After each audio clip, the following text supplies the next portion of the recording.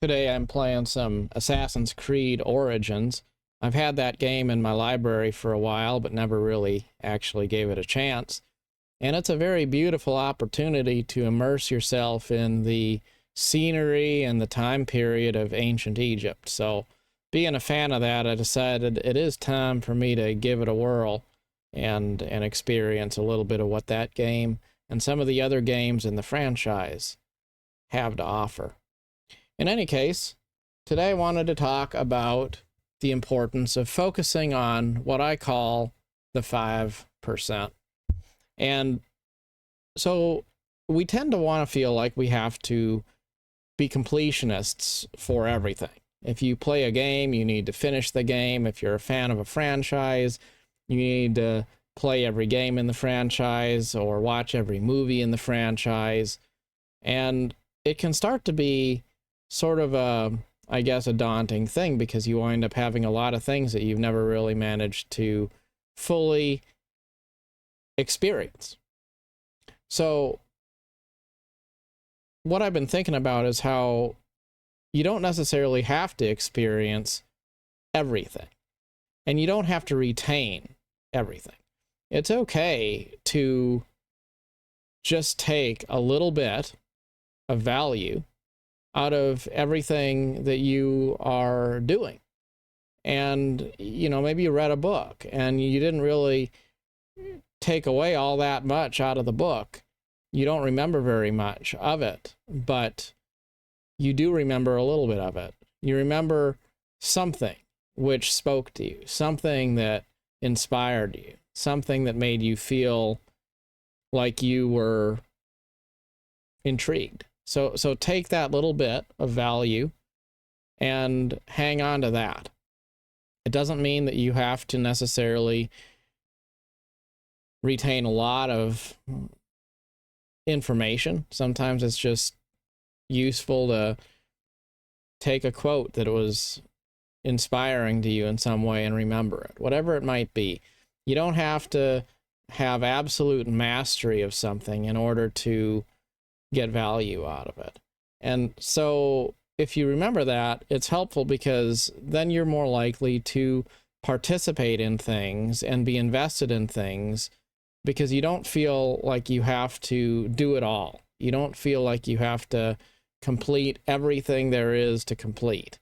It's okay just to be present and to get a little bit of value out of the experience. So that's something to kind of remember, whether you're talking about playing games or watching movies or reading books or just anything in life that you might be doing. Take a little bit of value away from it. Don't necessarily fixate on consuming all of the content there is to consume. Another thing I wanted to talk about was how we can wind up being the emissaries of evil. And then because we aren't the actual origin of evil, we don't feel like we should be viewed as bad or evil in any particular way. But the truth is, it's indistinguishable to be an emissary of evil or to be the evil itself. It doesn't really matter whether you're a bad person or if you're just doing bad things because you have trauma in your life in the past. It doesn't matter if you are being, the mouthpiece of someone else, communicating things which are negative or bad or harmful, or if you are coming up with it organically of your own accord. The truth is, if you're not living up to your own sense of moral compass, then it doesn't matter why it is that you're falling short. I was looking at the scene from Lord of the Rings where the mouth of Sauron comes out on the battlefield to have a battlefield negotiation. And he's got these nasty, rotten teeth. He's this terrible looking dude, but he isn't a evil spirit. He's not an orc. He's not anything like that. He is a real man, but he's been in the service of evil for so long that the evil has changed his appearance into something really grotesque. And I thought, isn't it interesting how we tend to look at ourselves sort of as, I guess, as we wish we were.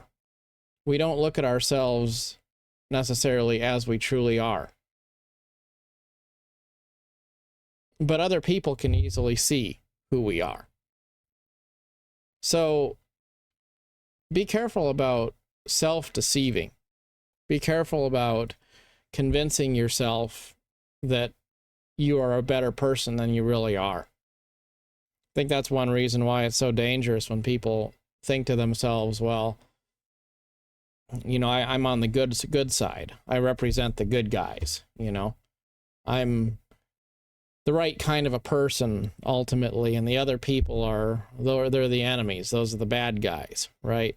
Well, when you automatically see yourself as one of the good guys and you see everyone else as one of the bad guys, then do you really challenge yourself? Do you really judge yourself? Do you ever really look at yourself honestly and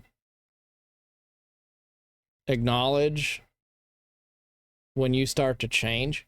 There's a lot of people who started off with these starry-eyed notions, wanting to be the right kind of person. And then as you have them go through life and years pass, decades down the road, they aren't the good guys anymore. They slowly have changed into something else. But from their perspective, they haven't really changed. From their perspective, they're just the same person they always have been.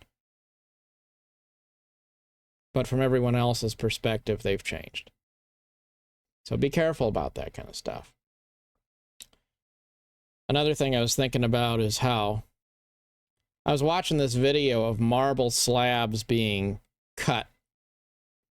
And it turns out when you're cutting a marble slab, you want to treat it a little bit roughly. You want to kind of maybe knock it around a bit, maybe drop it, because there's faults that exist in the stone. And if it cracks, then it had a fault in it. And what you want is to have it break sooner rather than later, because you don't want that slab with a fault in it to make it all the way to some customer's house, and then you're trying to install it to make a countertop and it breaks, right? And that's kind of true for life too. Like it's good to do a stress test sometimes, right? Test relationships, test your plans, because if they are going to fail, you want them to fail sooner rather than later.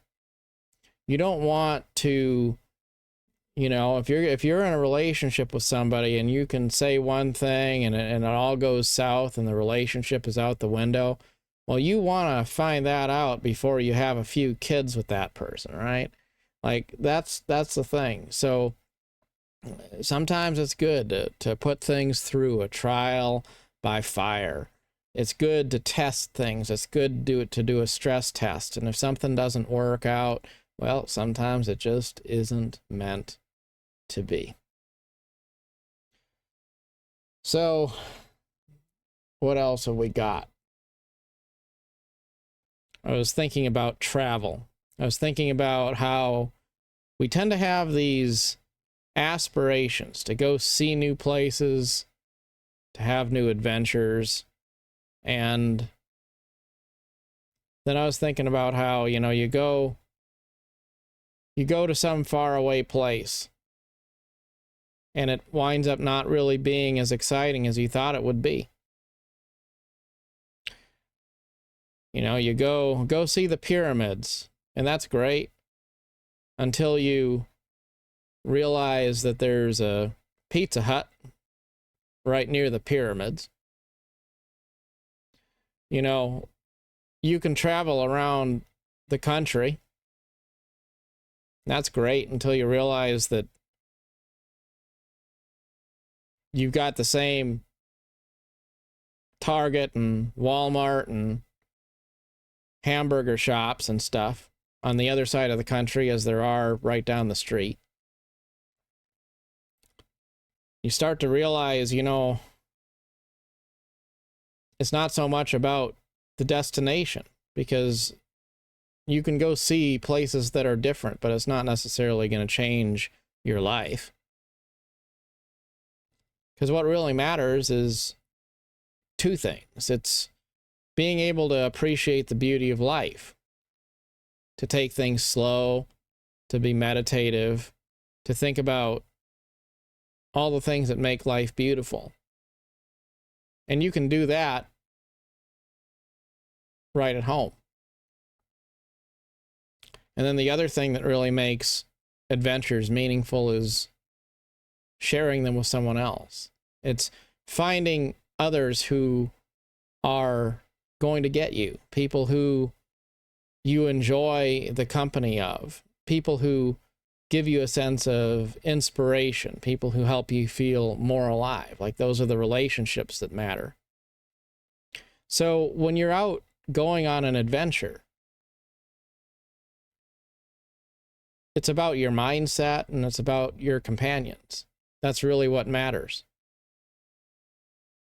The actual destination doesn't matter as much. It's true that sometimes if you change your environment, you can become a better person. You can create a new environment that's more conducive to growth. Sometimes it's real good to walk away and do something different, because when you go to a new place, then you're free, finally, from your self-limiting beliefs and a lot of those bad habits that maybe you had because of other people and their influences. So that's something to think about. In any case, it's important to contemplate why it is that we want to do the things that we say we want to do. If you say you want to go travel somewhere, is it really because you want to go see that place, or is it because you're trying to escape something? And if you're trying to escape something, then maybe you can solve a lot of the problems in your life without going thousands of miles away to try to find solace in some distant land. And if you want to experience something amazing without leaving your home, I think reading a good book or playing a great game or watching some amazing cinema could be a very simple and cost-effective way to see more of the world than you would ever see if you were catching a flight somewhere. What really matters in the end is who we share life's adventure with. And increasingly, I think in life, it's important to remember that all the things that really matter in life are things that you can't buy with money.